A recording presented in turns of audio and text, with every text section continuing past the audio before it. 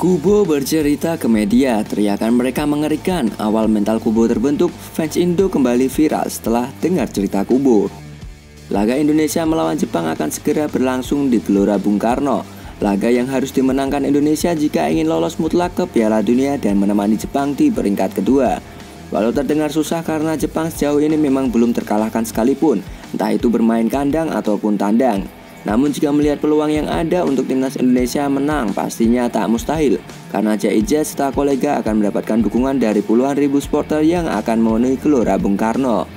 Tak hanya dukungan penonton saja, namun keberuntungan masih bisa didapatkan Indonesia jika fokus ke pertandingan dan disiplin untuk meladeni permainan cepat yang dilakukan oleh timnas Jepang.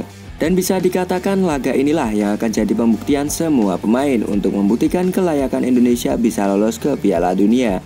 Dalam wawancara terbaru Takefusa Kubo, dia menceritakan bagaimana mengerikannya fans Indonesia. Pemain berusia 23 tahun itu juga mewaspadai antusiasme supporter timnas Indonesia yang begitu besar dalam mendukung tim kesayangannya. Semangat sepak bola di sana sangat luar biasa. Saya katakan dukungan dari supporter mereka bisa lebih besar daripada Arab Saudi, kata Takefusa Kubo.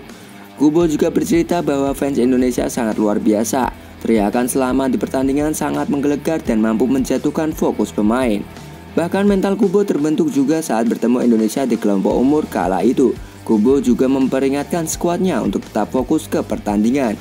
Apalagi pelatih Jepang juga mengatakan bahwa Indonesia sudah berbeda. Pelatih Jepang ingin lolos ke Piala Dunia bersama Indonesia. Ia menyoroti kehadiran supporter sebagai salah satu faktor penting yang perlu diwaspadai, bukan hanya pemain seperti Tom Hay atau Rafael Struijk.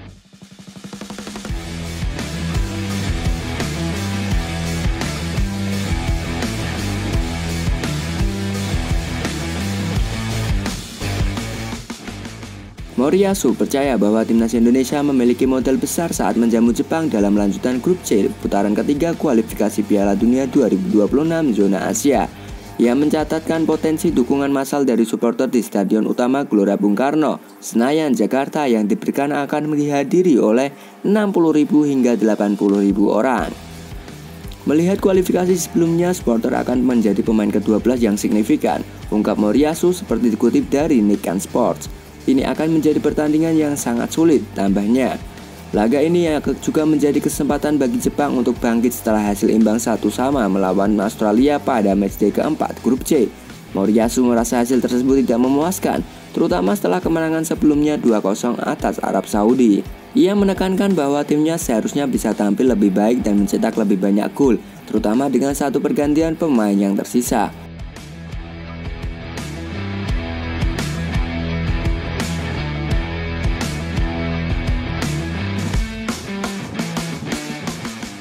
"4 poin tidaklah buruk," ujarnya. "Saya yakin bisa menang di laga tandang melawan Arab Saudi." Dengan mengingat hasil tersebut, Moriyasu tetap mempersiapkan timnya untuk menghadapi tantangan besar melawan timnas Indonesia.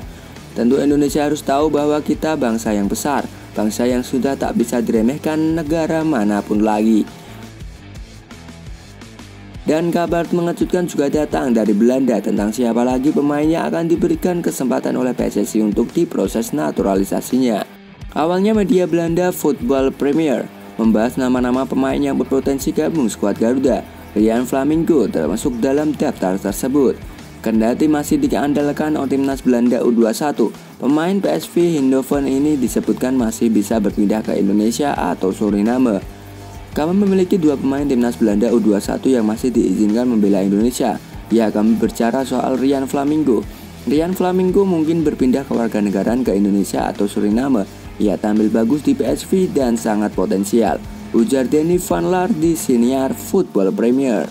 Mengejutkannya, pemain berusia 21 tahun ini justru memberikan komentar yang seakan memberikan kode bagi tim merah putih, sebab ia membubuhkan emoji bendera merah putih di postingan Football Premier, sehingga banyak netizen yang membujuknya untuk menjalani naturalisasi. Nah, andai kejadian, maka Ryan Flamingo bisa berstatus pemain termahal di timnas Indonesia yang kini dipegang oleh Meselgers. Pasalnya nilai pasar Flamingo jauh lebih tinggi ketimbang Meselgers, padahal usia bek PSV ini lebih muda 2 tahun. Menukil dari Transfer Market, Ryan Flamingo punya nilai pasar sebesar 208,58 miliar rupiah.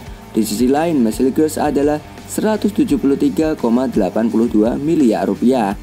Adapun untuk Ryan Flamingos, dirinya biasa bermain di bek tengah, namun ia juga pernah berperang sebagai gelandang tengah.